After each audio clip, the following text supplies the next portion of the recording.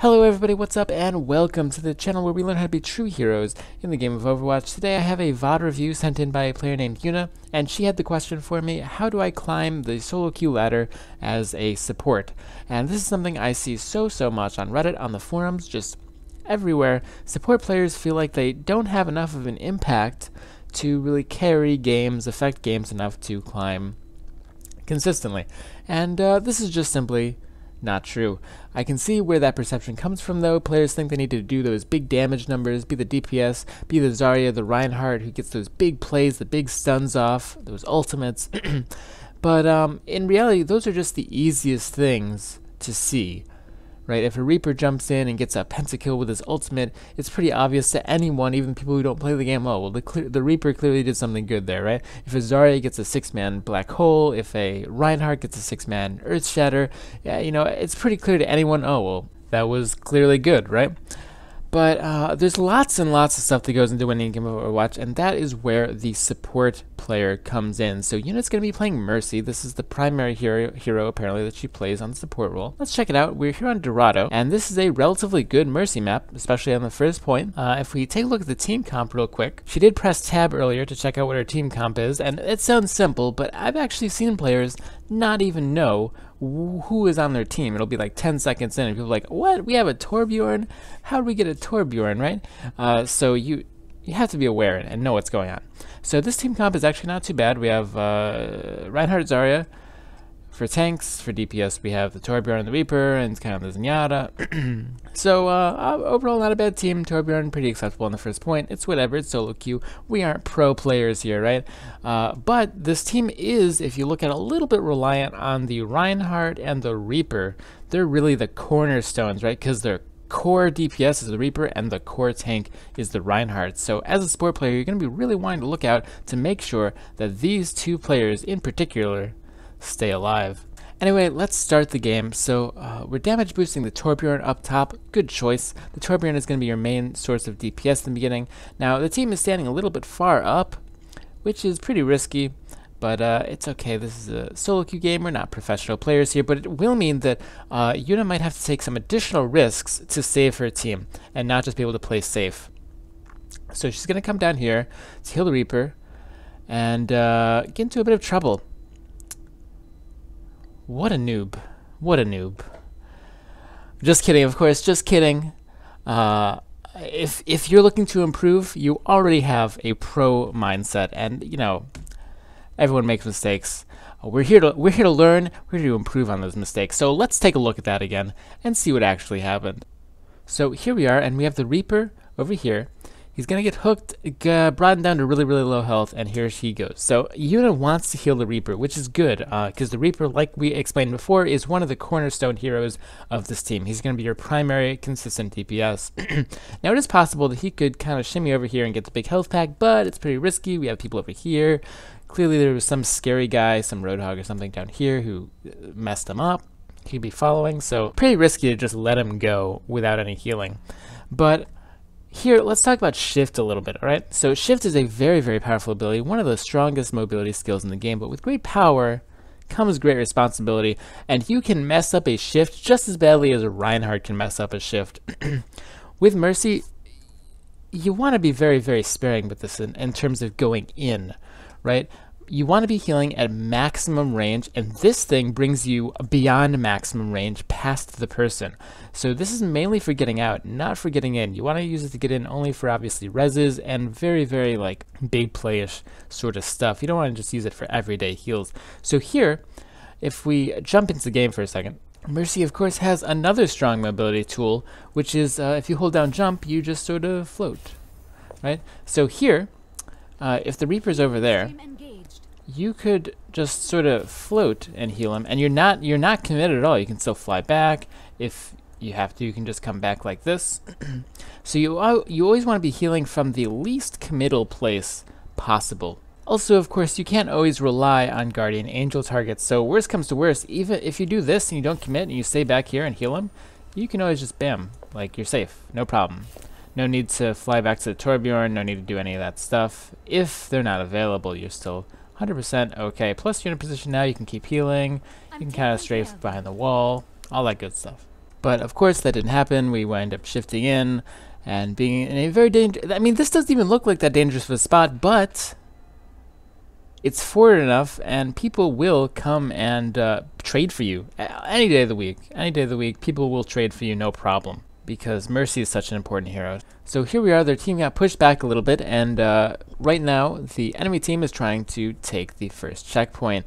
So we're going to see some pistol usage, and Yuna does have good pistol usage. However, she gets a little bit overly zealous sometimes. You can see that she was sort of ignoring the Reaper that she saw. So at this point, she saw the Reaper, and at that point, she finally switches. So, the pistol is actually really good. It's good to be utilizing your pistol as much as possible, but always have to be prioritizing the heals, of course. And we'll get back to that later. But Rez is almost up, and she's going to stand back here, which is pretty good. However, if you look, so she's hiding, she wants to get the res in, but she doesn't have to just hide here, right? You have to stay alive for the res, but she doesn't have to hide, and I'll show you what I mean. Now, when you have res up as Mercy, you have to be as absolutely safe as possible, because dying with res is the worst thing in the entire world. But if we look, this is actually not the safe, because you already peeked here, they already know you're here. So someone could easily come up through there, they could come around there theoretically, because you didn't see all 5, right? So this spot is actually not even more safe than just being here. And being here, you can heal people, do all sorts of good stuff, and you can just duck back in. You can heal people through the walls. So it's good to hide with your res, but don't be ridiculous. Don't be like, I'm gonna hide here with my head in the ground, waiting for the res, when you could easily just poke out and continue to help your team. So it's definitely a balance. You want to help your team if you can, but you don't want to help your team at the cost of dying and losing your res, because that's the entire point of your hero. So here we are, it's the same fight still going on. She's decided that she's going to be a little bit more courageous, start peeking, and if you see, she's totally fine. No one can even get to her. And also, perfectly demonstrating my point, just by coincidence, the Reaper is actually going to come from the side.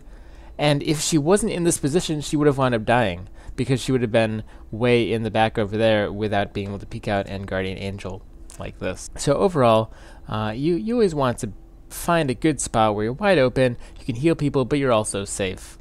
Only as a last resort do you want to hide in a corner away from the world. Another key to getting good reses on Mercy is to actually, again, heal people. Because if you just sit in a corner, the other team is going to do their job. The other team is supposed to focus down and single out individual players on your team and kill them one at a time. That is what they're supposed to do. That is the proper way to play this game. So you should assume that they're going to do their job and just kill your team one at a time. If they do that, obviously you can't get a good res. Like there were really no targets.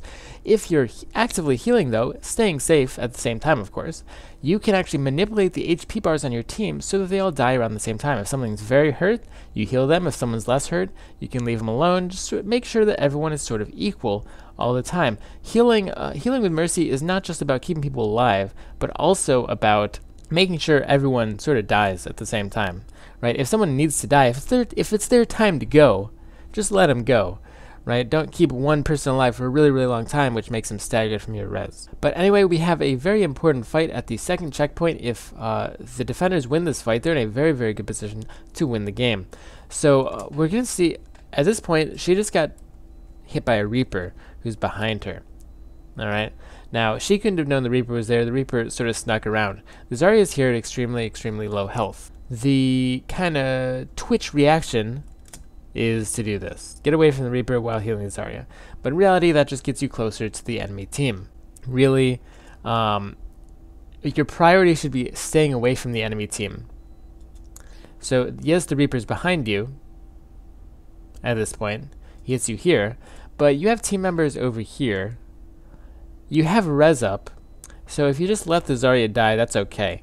You always want to keep yourself alive. Go out here and Guardian Angel to someone in that direction. So this next clip, and I keep saying bad stuff, but of course it's because I'm intentionally being picky. We're trying to improve here.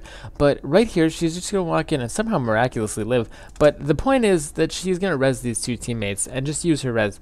If we go back a little bit, who's here? Soldier with half HP.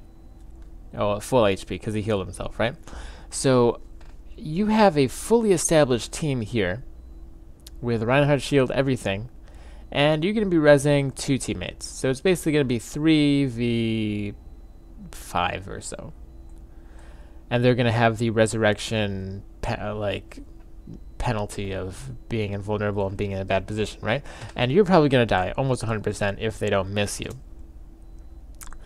She doesn't wind up dying, but she does wind up resing the two players. A little bit late, though. They wind up getting the checkpoint, and even if she wasn't late and they had, in fact, stopped them from getting the checkpoint for a few seconds, they still would have gotten wiped.